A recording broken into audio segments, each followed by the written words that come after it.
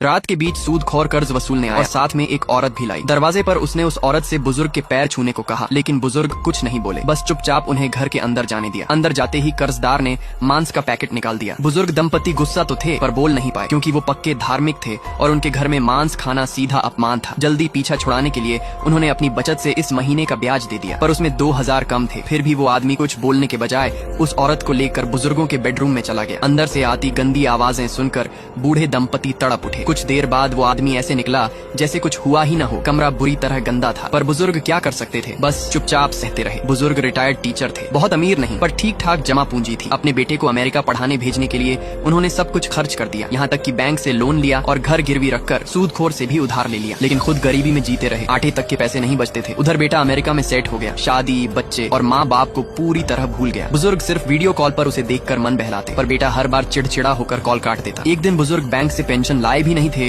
कि सूदखोर ने आकर सब छीन लिया। फिर भी बुजुर्ग ने अपनी भलाई नहीं छोड़ी। फ्री में बच्चों को पढ़ाना, पैसे जोड़कर उनके बर्थडे मनाना, सब जारी रखा। लेकिन परेशानियां खत्म होने का नाम नहीं ले रही थी। एक दिन कर्जदार फिर आया और इस बार उसने पैसे नहीं मांगे, बल्कि घर खरीदने की बात करने लगा ताकि कर्ज उतर जाए और बुजुर्ग चैन से जी ले। तभी उसने कमरे में पड़ रही एक लड़की को देखा। बुजुर्ग ने जल्दी से उसे बाहर भेजना चाहा, पर कर्जदार ने उसे रोककर घूरते हुए पैसे थमा दिए। बुजुर्ग सब समझ गए पर कुछ कर नहीं सके। उन्होंने पुलिस में शिकायत करने की सोची, लेकिन थाने पहुंचते ही देखा कि वही आदमी पुलिस ऑफिस में बैठा है। उल्टा वो बुजुर्ग को धमकी देकर बोला, जाओ जितनी शिकायत करनी है कर लो। रात को वो फिर घर आ गया। आते ही बुजुर्ग को थप्पड़ मारकर जमीन पर गिरा दिया। उसने धमकाया, अगर फिर शिकायत की तो जिंदगी नर्क बना देगा। फिर बोला, 4 महीने का ब्याज माफ कर दूंगा, बस कल वाली लड़की को एक रात भेज देना। ये सुनकर बुजुर्ग के सब्र का बांध टूट गया। उन्होंने पास रखा स्क्रू ड्राइवर उसकी गर्दन में घोंप दिया। आदमी कुछ ही सेकंड में मर गया। अचानक घर की लाइट चली गई, कमरे में अंधेरा छा गया और बुजुर्ग की जिंदगी भी उसी अंधेरे में डूब गई। इसी बीच उनकी पत्नी मंदिर से लौटी। कमरे का हाल देखकर वो वहीं गिर पड़ी। बुजुर्ग घबराकर उन्हें संभालने लगे, पर जमीन पर पड़ी लाश को देखकर उनके कदम फिर रुक गए। बूढ़ा आदमी लाश के चारों ओर पुराने अखबार बिछा रहा था ताकि खून फैल न जाए। फिर उसने कुल्हाड़ी उठाई, 2-3 बार नापतोल किया, लेकिन उसे तरीका ठीक नहीं लगा। उसने स्टील की आरी पकड़ी और पैर से काटना शुरू कर दिया। बाहर आरी की डरावनी आवाज सुनकर अंदर बैठी उसकी पत्नी सांस तक नहीं ले पा रही थी। उसे समझ नहीं आ रहा था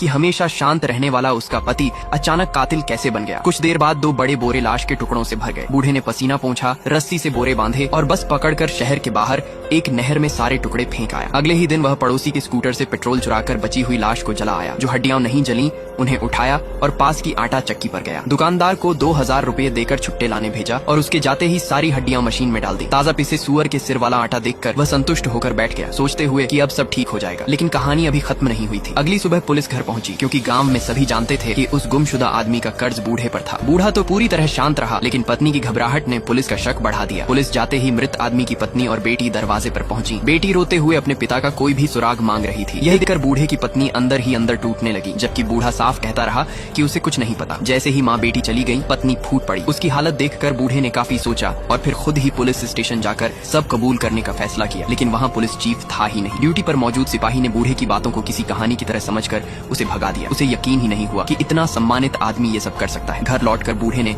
आखिरकार पत्नी को सच बताया। वह आदमी कोई मासूम नहीं था। वह एक बच्ची के साथ भयानक काम करने की सोच रहा था। ये सुनकर पत्नी को एहसास हुआ कि उसने अपने पति को गलत समझा था। अगले दिन पुलिस चीफ ने बूढ़े को बुलाया, लेकिन इस बार बूढ़ा चुप रहा। उसने सब कुछ नकार दिया। सबूत न होने की वजह से पुलिस उसे छोड़नी पड़ी। लेकिन स्टेशन से बाहर निकलते ही कुछ लोग उसे उठाकर एक सुनसान जगह ले गए। वहाँ उसने पहली बार असली कर्जदार को देखा। पता चला कि जिसे बूढ़े ने मारा था वह तो बस एक छोटा गुंडा था। असली बॉस तो सामने खड़ा था। उसने साफ कह दिया, आदमी गायब हुआ तो क्या हुआ, कर्ज पूरा का पूरा चाहिए, 3 दिन में पैसे दो वरना घर उठवा लूंगा। अब बूढ़े के पास कोई रास्ता नहीं बचा। मजबूरी में उसने अमेरिका में रहने वाले अपने बेटे से मदद मांगने का फैसला किया।